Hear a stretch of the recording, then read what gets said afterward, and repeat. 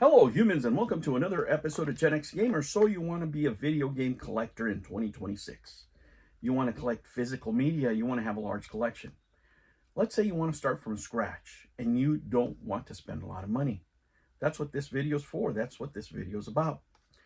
I'm going to put up some shots here of sorting out some stuff in the storage. And what you see there are items that I've bought for less than $1. Right? That's really how I made up a bulk of my collection. But before I get into the details about that, let me put this water down here. Sorry guys, I'm really dealing with Rikes. If you guys see a lot of more AI videos, that's because I'm having a harder time now that family is over, and they're they're talking a lot. I have to answer them a lot. I'm using my voice a lot more, which I would only do when pretty much I'm making videos and just normal talk around the house, but I have a really large family, so I'm talking to a lot more people. Regardless, guys, if you really want to start collecting, physical media, and you want to have a large collection, before you do any of that, let me tell you, see if you have a passion for it. Maybe you just want to have your old console back. Maybe you're a Nintendo 64 fan, and all you really want is a Nintendo 64, in the whatever game collection you had back then, or a PS2, whatever the case may be. First, find out if you have the passion for it. That's what emulation is good for. Go and play those games. See if you still love those games. See if you would just replay them over and over again, right? There's games that I have that I'll go back to all the time.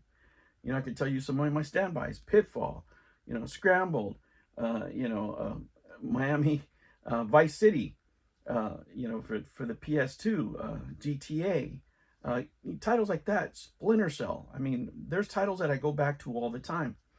But if you only have one game, you can emulate that. You can play it on a handheld console. You don't necessarily have to go, spend thousands of dollars. But let's say you do. Let's say that you've set in your mind that you're going to do this, that you want to build a large collection, but you have limited funds. And even if you don't have limited funds, guys, let me tell you, part of what makes the collection more enjoyable is that journey. That journey you took to collect all these games. And, that means trading, borrowing, doing all kinds of stuff. What you see here is, some of the games that I have in storage. And none of these games, guys, none of the games that you see here have I paid more than $1 for. And I could sell them for $1, right? I could sell them for $2 probably. But they're all things that I picked up and things that I might necessarily like. And in this day and age, probably you could find, for example, a lot of great deals on Xbox One games, out there in the wild. You can find a lot of stuff that people doesn't want anymore. And that really is the key. You buy things that people don't want, for very low prices, and then you resell them. And that gives you the capital to buy the things that you really do want. Right? I've always done that, even with, for example, my Big Blue. I got some tires for free. I sold those tires, and then I used that money to help me pay for the Big Blue. So it wasn't as much money, right? I don't feel as bad as, if I had to spend the whole, retail price on it, because it's just a toy arcade. And the same thing with these games. I paid very little for these games, and the ones that were expensive, I was able to buy by selling all this cheap stuff that I would buy that, I paid pennies on the dollar for, and then I would resell it and then use that money to buy the things that I actually wanted. That really is the key. And that process, if you enjoy that, you could be very successful, even though the prices are high, right? And they are high. Whether you're talking about Super Nintendo, TurboGrafx, and all that stuff, it'll mean that you have to do a lot more trades. But if you're willing to take that journey, right, you can actually amass a pretty good sized collection. Now, if you have the money, hey, more power to you guys.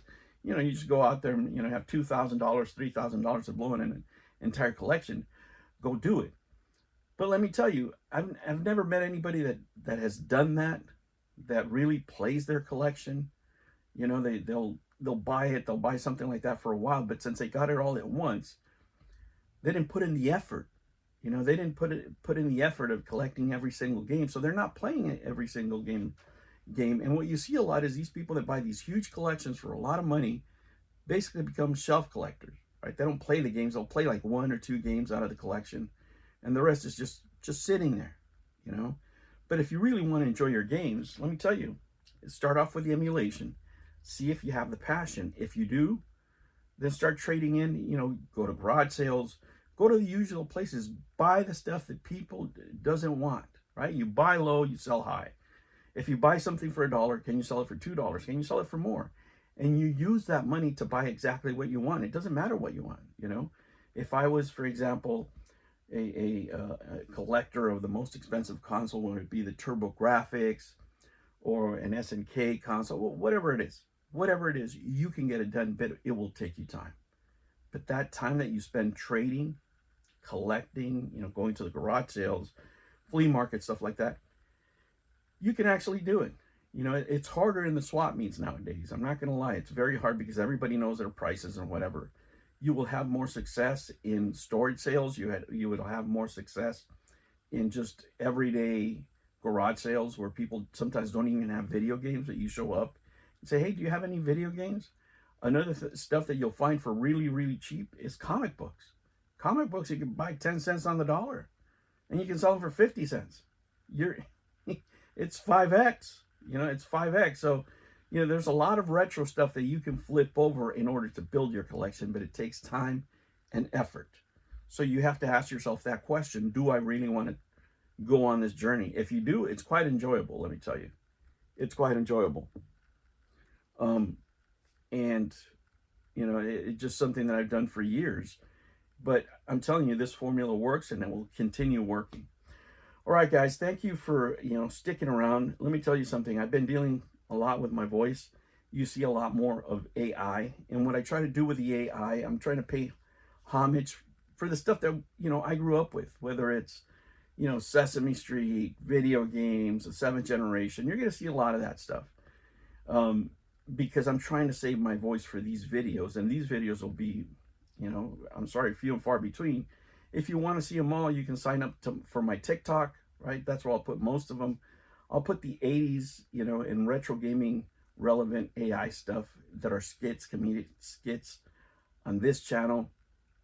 I have the Astro Smash movie, the story behind Astro Smash, stuff like that. I'm working right now on Kolchak, a tribute to Kolchak, the Night Stalker, a TV show that I grew up loving, right? I'm trying to do that. And the next video I'm going to make is, the advent of AI and the impact it's going to have on retro gamers and retro video games in general, and it's not all negative. There's a few things I would love to talk about.